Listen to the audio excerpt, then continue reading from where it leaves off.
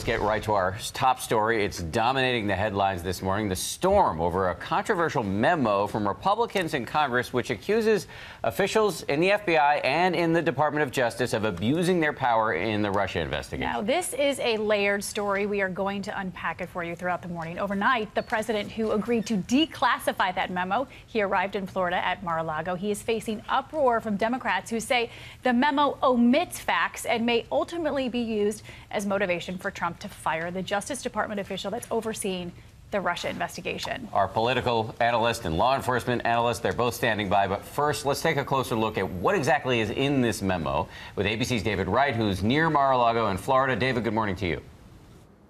Good morning, Dan and Paula. The release of this secret memo has caused a political firestorm.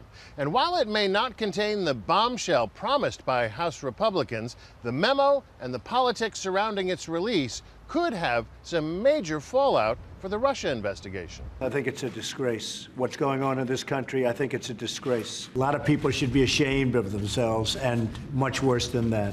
President Trump has made it crystal clear what he thinks of the memo. This now is the biggest abuse of power, corruption case in American history. The Democrats say it's the president and his allies who are playing politics.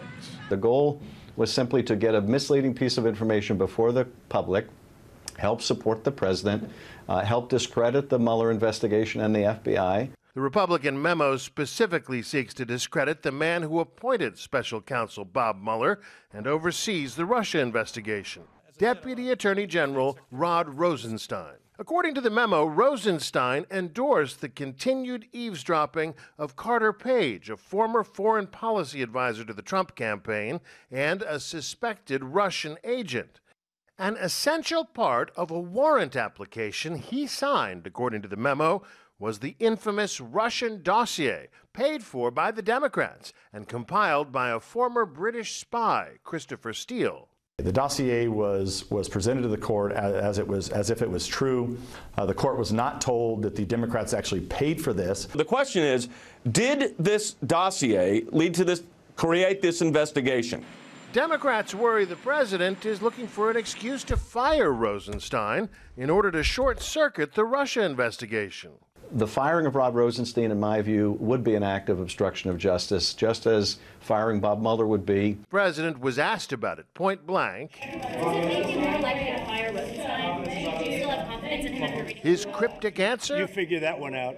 The release of the memo puts the president at odds with his own FBI director, who opposed releasing it. Chris Wray sent a video message to the agency's rank and file telling them, quote, "I stand by our shared determination to do our work independently and by the book." Now, the former Trump advisor who's at the center of all this, Carter Page, says the Republican memo vindicates him. He denies he was ever a Russian spy.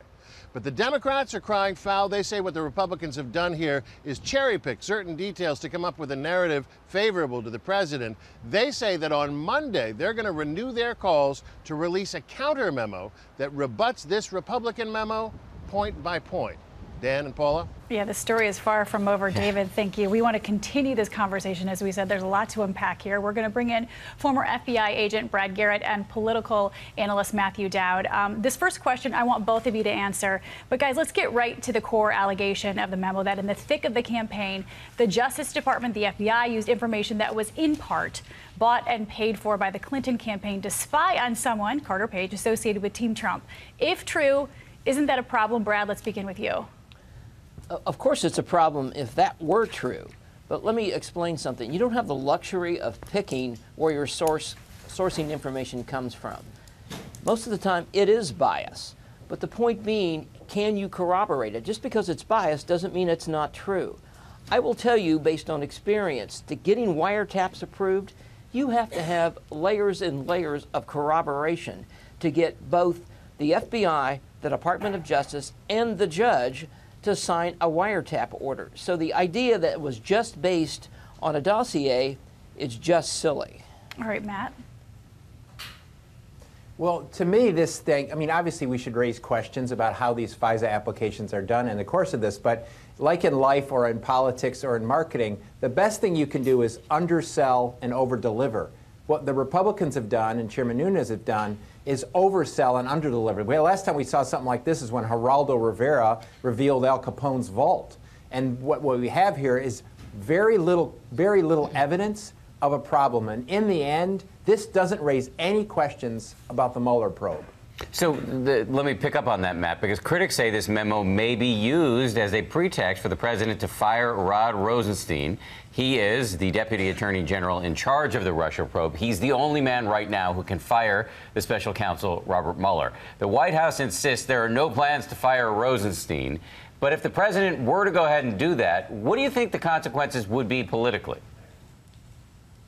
Well, that's what I think this memo is all about. There really is no legal questions that this memo is somehow really substantively argued for. It's really a political memo. And the political memo is, in the short term, it can muddy the waters, but also it can provide Donald Trump, the president, with some evidence in his mind of how he can circumvent the Mueller investigation. As I said earlier, this memo raises no questions about the credibility of Bob Mueller investigating the Russian collusion or other issues related to that, but it can muddy the waters and put Donald Trump in the position of being able to, for him to politically try to short-circuit the investigation. I mean, you're talking about this already, but I want to drill down on it a little bit. This story is so complicated. It involves names that are not household names. Rod Rosenstein, Carter Page. It's confusing even for me, and I get paid to follow this stuff.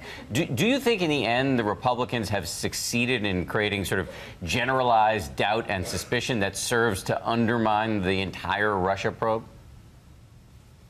Well, the unfortunate thing is I think the Republicans have succeeded in undermining two branches of government that were the last vestiges of credibility in the American public, which is the FBI, which the country desperately needs to investigate all kinds of crimes, and the Department of Justice for the exact same reason. So, yes, they've achieved the short-term benefit of muddying the waters, but the long-term detriment it does to these institutions that we desperately need is something that the country is going to have to deal with.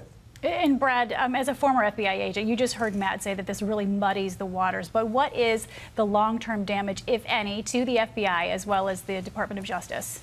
Well, the long-term damage is credibility, because you're only as good as people talking to you and your relationships both with allies in the country as well as overseas. If you took this at face value, it certainly comes across as really sloppy work, which I guarantee you is not the case. So the FBI will continue on. They're probably angry, discouraged, but determined. This story will continue on. That's the one thing we can for sure agree on. Matt Dowd, Brad Garrett, we thank you very much for your analysis on this Saturday morning. Hi, everyone. George Stephanopoulos here. Thanks for checking out the ABC News YouTube channel. If you'd like to get more videos, show highlights, and watch live event coverage, click on the right over here to subscribe to our channel. And don't forget to download the ABC News app for breaking news alerts. Thanks for watching.